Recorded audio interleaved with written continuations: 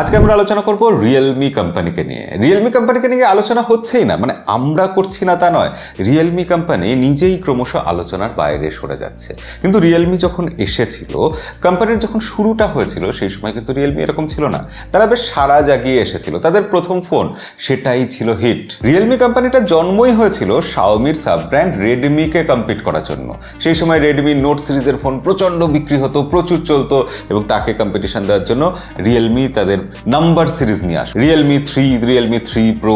মনে পড়ে সেই সব দিনের কথা যখন আমরা তুল্য মূল্য চুলচেরা হিসাব করতাম এবং শেষে সিদ্ধান্তে পৌঁছতে পারতাম না যে রেডমির নোট সিরিজের ফোনটাই ভালো না রিয়েলমির নাম্বার সিরিজের ফোনটা ভালো। রিয়েলমির ফোন আসার সাথে সাথে এইভাবেই মার্কেট ধরে নিয়েছিল।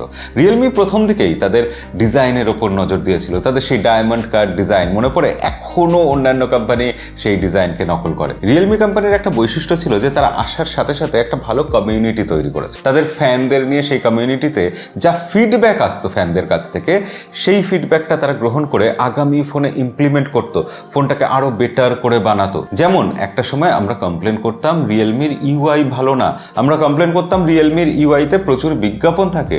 রিয়েলমি কিন্তু তাদের ইউআইকে ক্রমশ ইমপ্রুভ করেছে, তাদের ইউআই থেকে বিজ্ঞাপন সরিয়ে দিয়েছে। যারা রিয়েলমির ইউআই এর সমালোচনা করতো তারাই, মানে আমার মতো লোকেরাই একদিন বলতে বাধ্য হলো যে রিয়েলমির ইউআই সত্যিই ভালো। কিন্তু আজকে এত বছর বাদে এসে রিয়েলমি কোথাও গিয়ে পিছিয়ে পড়ছে এবং আমরা আবারও রিয়েলমির সমালোচনা করছি। যে রিয়েলমির ইউআই এর আমি এই কিছুদিন আগেও প্রশংসা করতাম, এখন বলতে বাধ্য হচ্ছি সেই রিয়েলমির UI one of the worst UI, সত্যিই খারাপ ইউআই। ইউআইতে প্রচুর বাগ আছে, ঠিকমতো আপডেট আসে না, ইউআইতে প্রচুর ব্লোটওয়্যার আছে। আমরা এতদিন সেগুলো নিয়ে সমালোচনা করতাম, কিন্তু রিয়েলমি তার বাইরেও সমালোচনা করার আরেকটা নতুন জায়গা খুলে দিয়েছে তাদের হট অ্যাপস আর হট গেমস দিয়ে। যে অ্যাপ্লিকেশনগুলো আপনাকে রেকমেন্ড করবে প্রাপ্তবয়স্ক কন্টেন্টের দিকে, অর্থাৎ অ্যাডাল্ট কন্টেন্টের দিকে। বাচ্চাদের হাতে, কম বয়সীদের হাতে আপনি ফোন দিয়ে নিশ্চিন্ত হতে পারবেন না। এছাড়া রিয়েলমির ইউআইতে তো এখন প্রতিটা জায়গায় বিজ্ঞাপন, প্রতিটা অ্যাপ্লিকেশন ইনস্টল করতে গেলে পর্যন্ত বিজ্ঞাপন দেখাচ্ছে। রিয়েলমির ইউআই না ওটা বিজ্ঞাপনের বিলবোর্ড, সেটা নিয়েই কনফিউশন জাগে। এইসবের পরিণতি কি? রিয়েলমি কোম্পানি যেখানে ক্রমশ গ্রো করছিল, ফাস্টেস্ট গ্রোয়িং কোম্পানি ছিল, সেই কোম্পানি গ্লোবালি এখন 7th পজিশনে চলে এসেছে।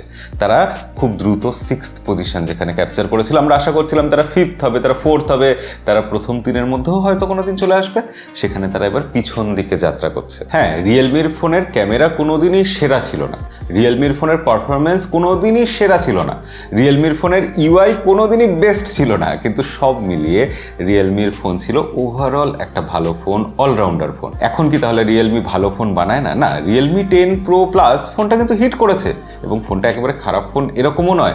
বিশেষ করে সেই ফোনটার কার্ভ ডিসপ্লের জন্য ফোনটা সুপার হিট হয়ে গেছে। যদিও রিয়েলমি ভেবেছিল তাদের রিয়েলমি 10 প্রো ফোনটা হিট করবে, তার জায়গায় 10 প্রো প্লাস হিট করে গেছে। রিয়েলমি 9 প্রো প্লাস ফোনটা সত্যি রেকমেন্ড করার মতো ফোন ছিল, দুর্ধর্ষ ক্যামেরা, ওই বাজেটে one of the best camera phone ছিল সেটা। অর্থাৎ রিয়েলমি ভালো ফোন বানায়, কিন্তু এখন আর কম দামে ফোন বানায় না। এই জায়গাটা ভীষণ ইম্পর্টেন্ট। রিয়েলমি মার্কেট ডমিনেট করতে যেটা, সেটা ইন্ডিয়াতে 15,000 রুপির নিচে আর বাংলাদেশে 25,000 টাকার নিচের মার্কেট। কিন্তু রিয়েলমির ভালো ফোনগুলো দেখা গেল ক্রমশ বাংলাদেশে 30,000 টাকার ওপরে, ইন্ডিয়াতে 25,000 রুপির ওপরে আসা শুরু হয়ে গেছে। রিয়েলমির নাম্বার সিরিজ তো 20 থেকে 25,000 রুপিতে আসছেই, তার বদলে রিয়েলমি জিটি সিরিজ বার করলো, ভাবলো একটু প্রিমিয়াম সেগমেন্টের দিকে যাওয়া যাক, কিন্তু সেটা ট্রাই করতে গিয়ে রিয়েলমির সেই ফোনগুলো সুপার ফ্লপ করলো আমাদেরই উপমহাদেশে। আমি কিন্তু একবারও বলছি না রিয়েলমি জিটি সিরিজের ফোনগুলো খারাপ ছিল, তার মধ্যে 2-1টা ফোন হিটও করেছে, কিন্তু ওভারঅল যদি দেখেন জিটি সিরিজের বেশিরভাগ ফোন সুপার ফ্লপ।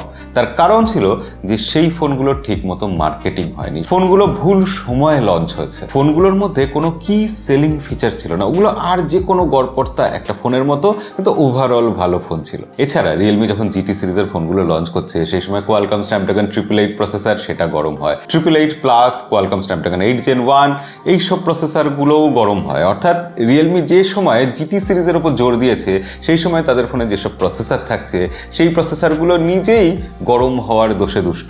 তো রিয়েলমি কি করবে? কোয়ালকমের জন্য রিয়েলমির জিটি সিরিজ বদনাম হয়ে গেল। তাহলে সব মিলিয়ে ছবিটা কি দাঁড়ালো?